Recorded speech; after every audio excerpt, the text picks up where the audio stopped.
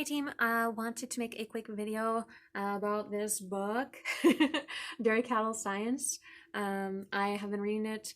I got it out of the library, I think a couple months ago now, and I have kind of been taking my time. I read a few chapters, I think like 100 or so pages, and then I took a break from it. I had a bunch of library books at the time.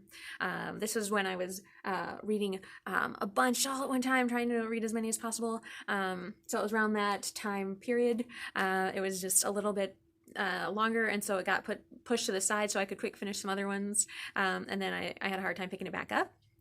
But I'm so happy that I did, because I have been learning so stinking much about, and it's not just about cows, it's about agriculture, it is about cow anatomy, that a lot of it kind of correlates to the human body as well.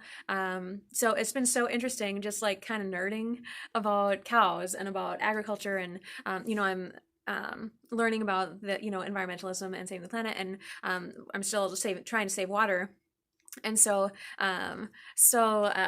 it's been pretty cool to learn more about agriculture, because I think, well, I can't remember the exact stat. I think it was like 70 to 80% of the Earth's viable water is going towards agriculture. So that's kind of a big deal. It's a lot of water, and obviously we need our agriculture. We need food. We need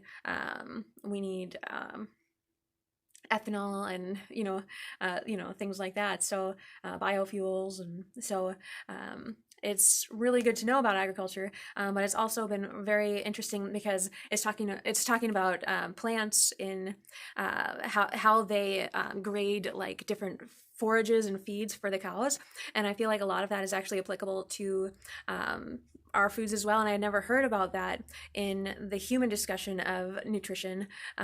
So it's been really interesting. Like this one said, younger plants are more nutritious, not in the in that they have more vitamins. Older plants tend to be very fiber dense and vitamin D dense because they have more time in the sun. But younger plants have a lot more of the other vitamins. And as a vegan, I feel like I have over fibered a lot in my lifetime, and it's not something that I necessarily need. So if I can bypass that but still remain healthy by having a lot of the younger greens, the sprouts, I'm going to try that, because I love eating healthy. I love the greens and the vegetables, but I don't need a gross tummy or digestive tract. I'd like to keep that nice and clean.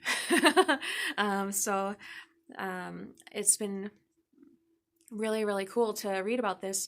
And I'm also reading about the fermentation process, and that kind of got me interested in fermenting, because it also does say that fermenting some of the forages for silage that they would put in silos to ferment like forage materials, and you can also put like apples, or oatlage is a type of silage. I'm learning a lot, so you can put that stuff in, and it says that it makes foods more palatable. A lot of it's not actually like foods that we would eat, like the wheat, blades of grass and things like that, grass in general, but it does say that it does make it amenable to the cow diet, and that's not a bad thing for sure.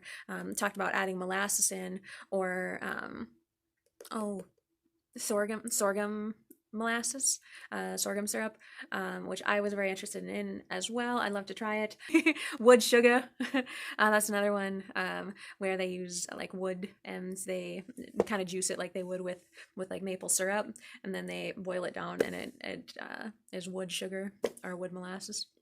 So they add that to feeds to make them more palatable, easier to go down, for probably a lot of the dry stuff. But anyway, it did say that, of course, with fermentation, a lot of the microbiota if things might not be digestible, but the microbiota inside of the feed can kind of convert things to things that are edible, or are digestible.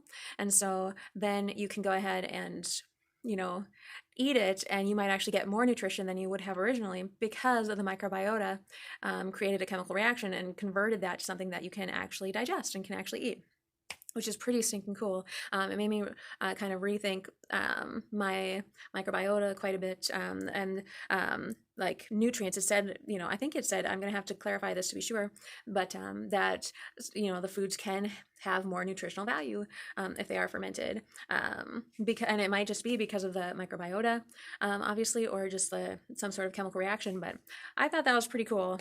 So I will need to do more research into that, but I found a couple recipes online, and I'm excited to try them. And that was already kind of on the radar too, because I read another book and it was talking about tonics and fermenting things that I was a little like, I don't want to try that, but other things were like, no, I'd do that. So kombucha has been on the list and things like that. But yeah, so you want to take care of the microbiota in your stomach because they can help you a lot, and obviously that's like probiotics, like yogurt, and used to see commercials for that stuff, but it is cool stuff, and it can make a difference from what I'm reading. So, but this is of course cows. This is cows, but I'm presuming that it works for humans too. But anyway, so I'm just curious, seeing what I can learn from this and how it relates to my life. I am not a cow. I am a human being, but I am enjoying myself immensely. So that being said, I'm gonna finish this. I still have a couple hundred pages, I'm pretty sure, but I would recommend just arbitrarily picking up a textbook. It is amazing this is like textbook material stuffs.